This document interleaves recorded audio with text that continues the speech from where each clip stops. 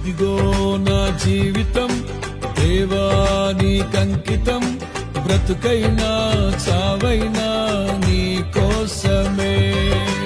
ఇదిగో నా జీవితం దేవానికంకితం, బ్రతుకైనా చావైనా నీ కోసమే.